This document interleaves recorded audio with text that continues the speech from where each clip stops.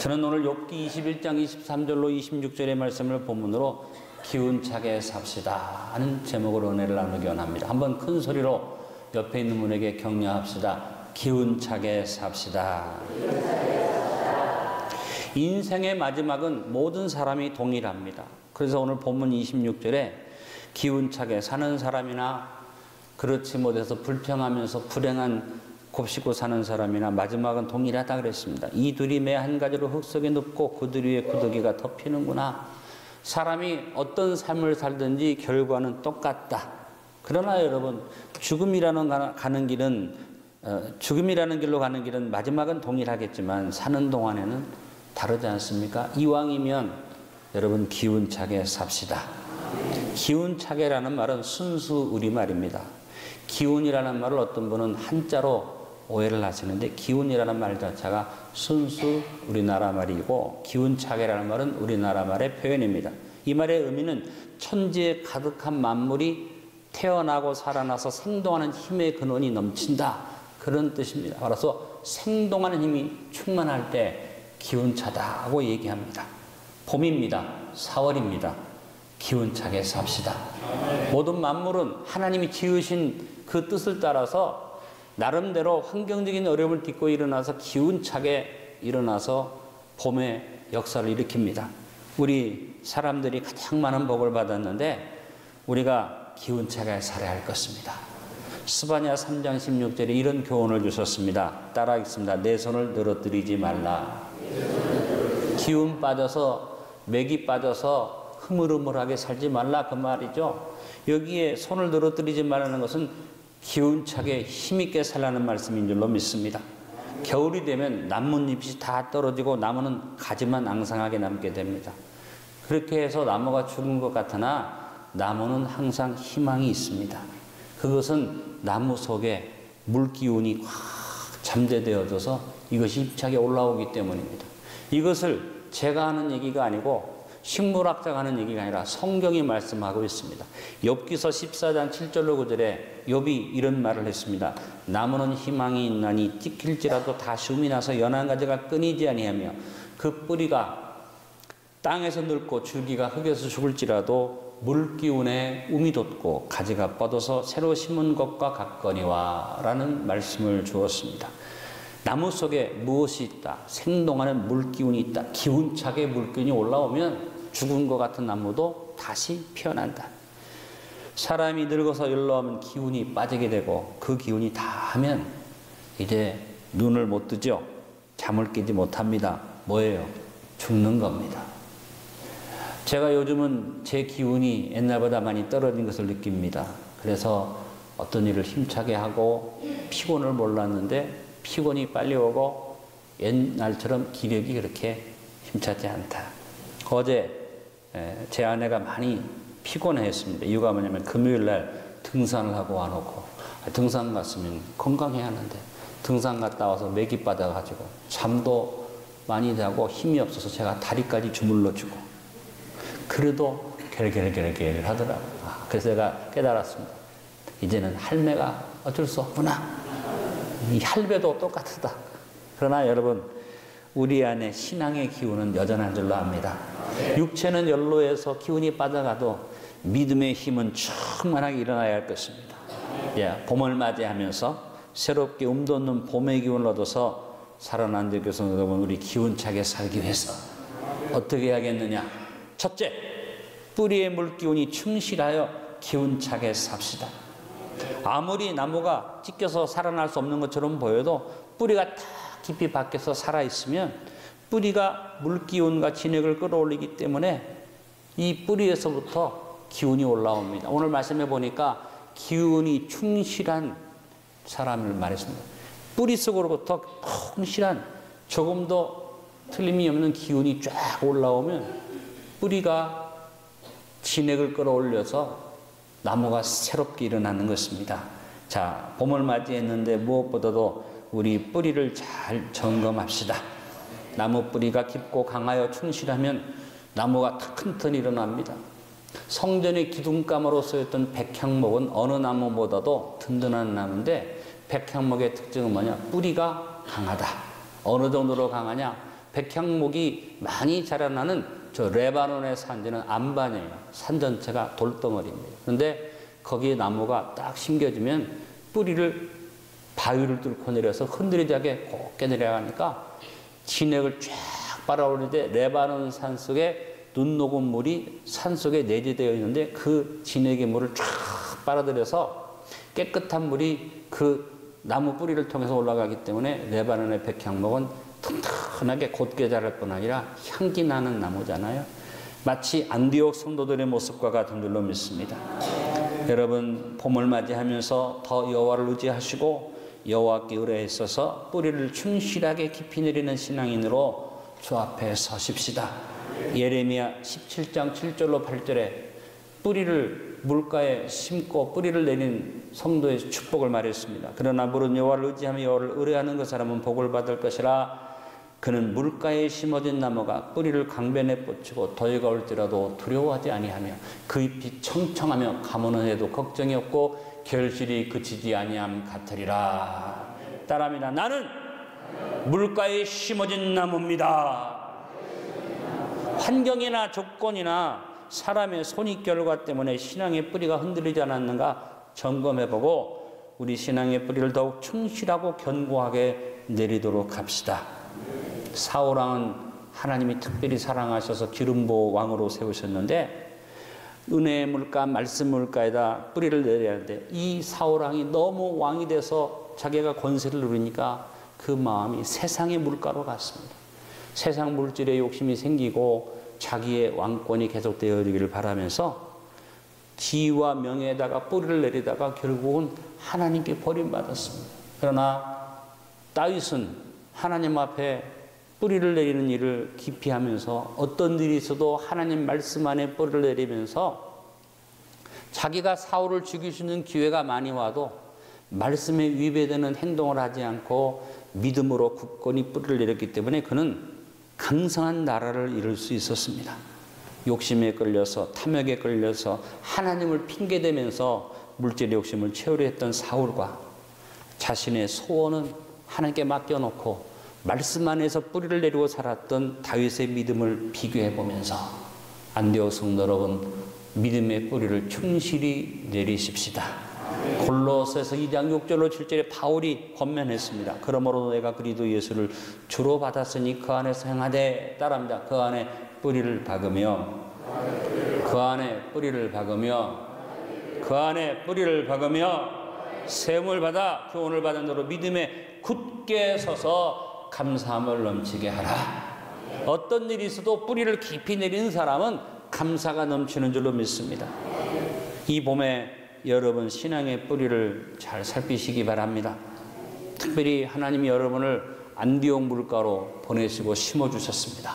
어떤 일이 있어도 흔들리지 않고 믿음의 뿌리를 내리고 그저 조금 문제 있고 조금 섭섭하고 조금 문제가 있다고 또 교회를 다른 데로 옮기겠다 이런 생각하면 안 되죠. 뿌리를 깊이 내리길 바랍니다. 바울에게 여러 제자가 있어서 몇몇 사람은 아주 충실하게 바울을 잘 따라다녔는데 오히려 큰일을 했던 몇몇 사람은 바울을 근심시키고 세상으로 갔다 그랬습니다. 그 중에 대표적인 사람이 바울을 따라다니면서 의료 선교에 큰 도움을 주었던 데마라는 의사입니다. 의사 누가 못지않게 데마는 그 의술을 가지고 많은 선교 활동을 도왔는데 불행하게도 마지막에 뿌리를 깊이 내리지 못하고 세상으로 갔다. 디모데후서 4장 10절에 데마는 이 세상을 사랑하여 나를 버리고 데살로니가로 갔고 그레스게는 칼라디아로 디도는 달마디아로 갔다. 그레스게와 디도는 믿음의 사명을 가지고 갈라디아와 달마디아로 갔는데 불행하게도 가장 앞장섰던 데마가 왜? 따라합니다. 세상을 사랑하여 뿌리를 내리긴 내렸는데 그 뿌리가 깊지 못해서 세상을 사랑해서 그냥 갔다. 여러분 12제자 가운데 뿌리를 다 내려서 시련이 있어서도 다 이겼는데 뿌리를 깊게 내리지 못한 사람이 누굽니까? 가룟 유다는 세상으로 갔습니다. 안디옥 교회 성도 여러분, 이 봄에 뿌리를 충실히 뻗치고 진액을 끌어올리는 물가에 심겨진 나무가 됩시다. 둘째로 줄기에 물기운이 안전하게 올라오게 하여 기운차게 삽시다. 자, 뿌리로부터 이어지는 게 뭡니까? 나무 줄기죠. 줄기가 쭉 올라가는데 그 안에 진액과 물기운이 어떻게 막히지 않고 올라가요. 막히지 않으니까 걸림이 없는 안전한 성장이 이루어져야만 합니다. 오늘 본문에 하나님이 축복하신 의인을 말하기를 그 기운이 충실하고 두 번째 안전하여 그랬습니다. 여러분의 줄기 속에 막힘이 없이 안전한 물기운이 쭉쭉 올라가기를 간절히 바랍니다. 하나님과의 관계에 막힘이 있으면 안 됩니다. 여러분, 하나님과의 관계 속에서 막힘이 없기 위해서 구약의 믿음의 조상들을 보니까 하나님과의 관계 속에서 막힘이 없었던 축복을 받았습니다. 먼저 아브라함에게는 어떤 배울 점이 있습니까? 즉각적 절대적 순종의 그 물기운이 막힘이 없었습니다. 자기 아버지 집을 떠나고 본토를 떠나고 친척을 떠나서 저 지시할 땅으로 가라. 아브라함이 막힘이 없는 순종을 했습니다. 아멘. 두려움 없이 갔습니다. 100세에 얻은 아들 이삭을 바치라. 아브라함이 두말하지 않고 아멘 하고 그가 하나님 앞에 바쳤습니다. 아브라함이 가졌던 믿음의 담대함에 막히지 않는 안전한 물기운이 뭡니까? 딱 한마디만 생각하시면 됩니다. 따라합니다. 하나님이 주시리라. 내가 축복받는 땅도 어딘지 알 수 없지만 하나님이 주시리라. 이삭을 바치는 이삭이 없어져도 하늘의 별처럼 내 자손이 많겠다 했었으니 하나님이 주시리라. 2018년도에 믿음을 가지십시다. 하나님이 주시리라. 자, 이삭을 보니까 아브라함의 아들 이삭은 어떤 물줄기가 있습니까? 물기운이 충만한데 절대적 신뢰의 물줄기가 그 안에 꽉 차서 막힘이 없이 안전하게 올라갔습니다. 그럴 땅에 갔는데 하나님이 축복하시니까 이삭은요, 그냥 땅만 파면 우물이 나와. 그럴 땅 사람들은 아무리 물줄기를 찾아서 빵을 파도 물이 안 올라와. 그래서 이삭이 물이 탁 터지면 그럴 사람들이 와서 우리 땅이야, 이거 우리 거야. 이삭이 싸지 않았어요. 다투지 않았어요. 그래, 가져라. 또 파고 또 파도 계속 그런 일이 있습니다. 나중에는 와디라는 곳을 내려갑니다. 골짜기 밑바닥에. 그야말로 비만 오면 강이 되고 비가 안 오면 그냥 말라버리는 땅이니까 거기다가 뭘 잘못하면 문제가 생기잖아요. 와디에다가 땅을 팠는데 또 샘이 나와요. 그러니까 그럴 사람들이 좋은 땅에서 샘은 뺏었지만 이 와디의 땅은 뺏어봤자 위험하니까 아마 건드리지 않았을 것 같아요. 그런데 하나님이 축복하시니까 그렇게 어려웠던 삶 속에서 뺏기고 또 뺏겼지만 하나님을 향하여 물줄기가 막히지 않았습니다. 그래서 이삭이 어떻게 됐습니까? 마침내 거부가 되었더라. 소득의 100배를 얻었더라. 아브라함도 어마어마한 부자입니다. 아브라함이 집에서 그냥 훈련시키고 전쟁터에 데리고 나갈 수 있는 젊은 장정만 318명을 길렀어요. 어마어마한 부자입니다. 그런데 아브라함에게도 붙이지 않았던, 아브라함한테도 그 표현이 없었던 거부라는 표현이 이삭에게 붙은 건 뭐냐? 이삭은 아브라함보다 훨씬 더 많은 부요를 누렸다고 봅니다. 우리나라 말로 말하면 거부가 뭐예요? 재벌이요. 여러분 모두 다 거부 되시기를 축원합니다. 이삭은 딱 하나 생각했습니다. 줄기에 든든한 막힘이 없는 물기운이 뭡니까? 따라합니다. 하나님이 주시리라. 자, 너희들이 아무리 뺏어도 나는 하나님이 주신다. 어느 땅을 파든지 솟아난다. 와디에 내려가도 하나님이 나에게 물줄기를 주신다. 안디옥 성도 여러분, 여러분의 믿음의 물기운이 여러분 인생의 줄기 속에 꽉 차 있기를 바랍니다. 절대적 신뢰가 넘치기를 바랍니다. 고백합니다. 하나님이 주시리라. 야곱을 보니까, 이삭의 아들 야곱을 보니까 야곱도 그 물기운이 막히지 않은 사람인데 사실 현실적으로는 물기운이 많이 막혔죠. 형제들이 에서가 막았습니다. 외삼촌 라반이 그걸 막았습니다. 그러나 야곱은 어떤 일이 있어도 최선을 다하는, 그래서 최선을 다하는 물기운이 쫙 올라오므로 어떤 일이 있어도 최선을 다했어요. 글쎄 부인 하나 얻기 위해서 14년을 일을 했어요. 저보고 양난씨 얻기 위해서 14년 일하라 그러면 난 포기할 것 같아요. 근데 야곱은 자기 부인 하나 얻으려고 14년을 최선을 다해서 열심히 일을 했어요. 14년 만에 아내값을 다 치르고 이제 외삼촌한테, 외삼촌, 나는 지금 14년을 일하고 겨우 이제 외삼촌 딸을 얻었는데 나도 좀 살아야 되지 않아요? 품삯을 좀 주십시오. 그러니까 라반이 그래, 품삯을 주지 해서 6년을 품삯을 얻는 동안에 얼마나 라반이 나쁜 사람인지 품삯을 10번이나 바꿔 먹는 거예요. 야곱에게 좋은 조건으로 하자고 아주 악한 조건으로 품삯을 정했는데 하나님 축복하니까 복 받으면 또 확 뒤집고 확 뒤집고 확 뒤집고. 그래도 야곱은 최선을 다하는 삶을 살았기에 나중에 하나님이 야곱을 복 주셔서 12아들과 많은 양떼를 거느리고 고향으로 돌아왔어요. 그래서 12아들이 이스라엘 12지파를 이루는 근간이 됐어요. 야곱의 마음속에 있는 물기운이 뭡니까? 따라서 하나님이 주시리라. 에서가 방해하고 라반이 가로막고 환경적인 조건이 나빠도 하나님이 주시리라. 또 한 사람 요셉이죠. 요셉은 꿈을 포기하지 않는 마음의 믿음을 가졌어요. 어떤 일이 있어서 어떤 어려움이 와도 유혹이 와도 핍박이 와도 마음속에 꿈을 가진 이 비전의 물기운을 막힘이 없이 안전하게 가졌기 때문에 결국 요셉은 애굽의 국무총리가 되고 많은 사람을 기근해서 건져내죠. 요셉도 누가 막 괴롭혀도 한 가지 생각입니다.